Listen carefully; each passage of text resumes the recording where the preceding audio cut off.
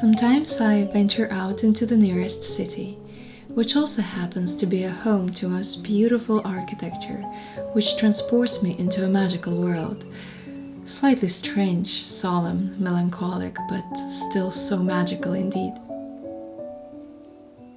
The City of Dreaming Spires, as called by a poet Matthew Arnold in the 19th century.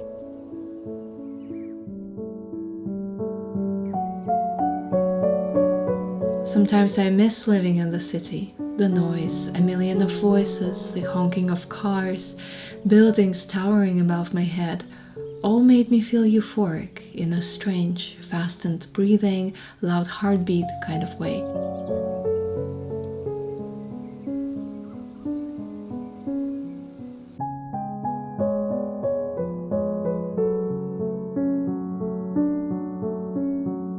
You unconsciously pick up pace, make haste even when walking leisurely, avoiding collision with yet another person in a hurry. You learn to avoid crowds by memorizing streets and hidden alleys, which lead you back to solitude.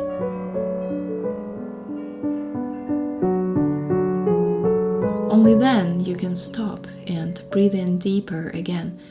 Slow your step for a minute, look up at the ancient architecture and intricate details of buildings you haven't noticed before.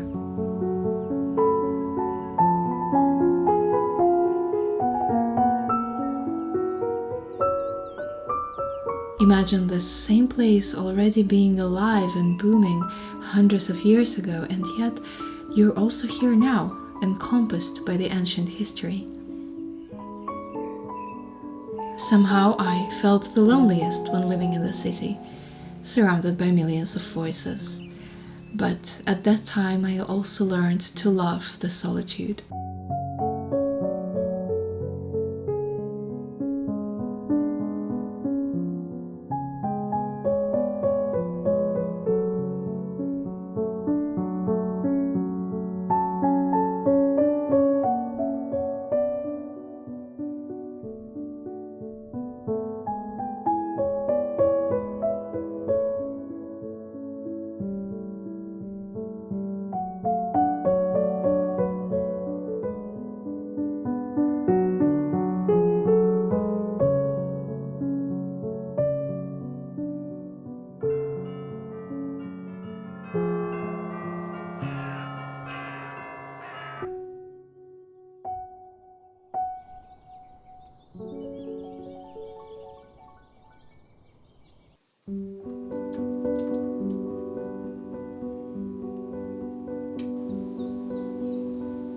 I gladly come back to nature over and over again. Most of the time I venture out on my adventures alone, at times when there are less chances to encounter other people around.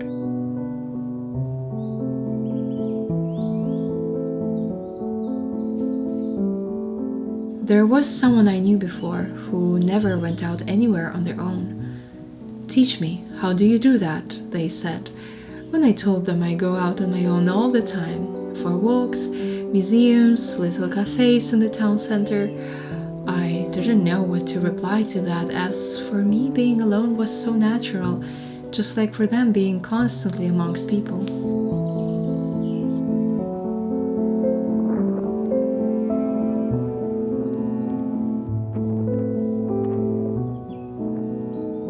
I find that spending time alone in the company of trees, birds and flowers, books, journals and my own personal thoughts connects me deeper with who I really am.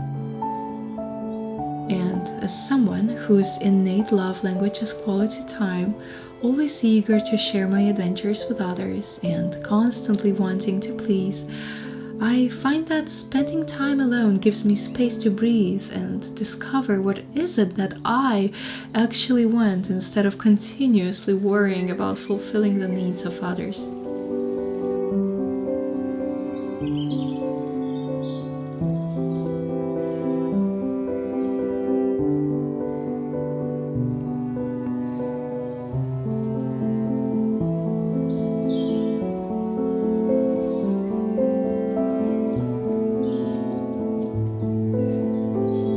Whenever I am surrounded by people, I let myself become absorbed in the way they go about life, wanting to make sure that they are happy, that their wishes are fulfilled, which at the end leaves me drained of energy and completely empty.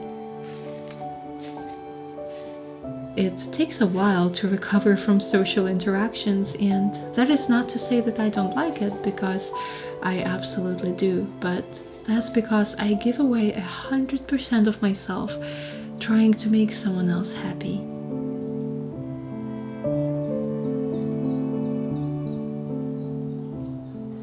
And, as they say, you can't drink from an empty vessel. It is so important to keep that balance. At some point, I had to stop and ask myself, who am I?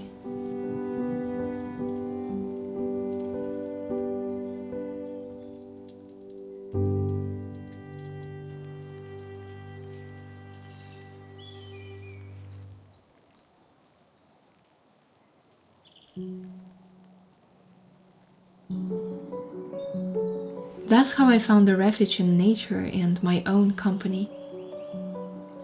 Undisturbed in my own solitude, I can choose any path ahead to step on. Sitting quietly by an ancient tree, I can finally listen to my own unobstructed thoughts. And if thoughts don't seem to come, there is always space to simply and quietly be.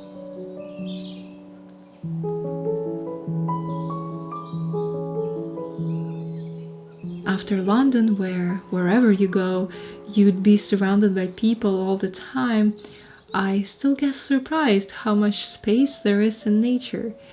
Sometimes I spend hours on end without meeting a single human soul on the way, and it's the most strange and eerie feeling.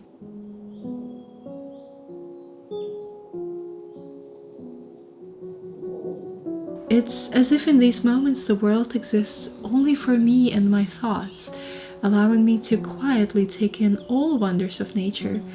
And whenever I see someone on my path, we smile at each other with understanding and quietly part our ways.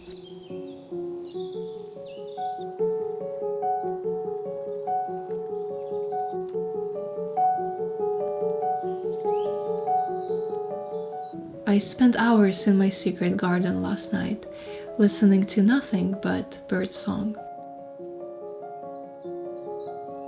My secret garden is a wonderful place where magnolia flowers bloom, where mossy tree trunks are covered in violets, and bluebells sprung up early on a sunny hill.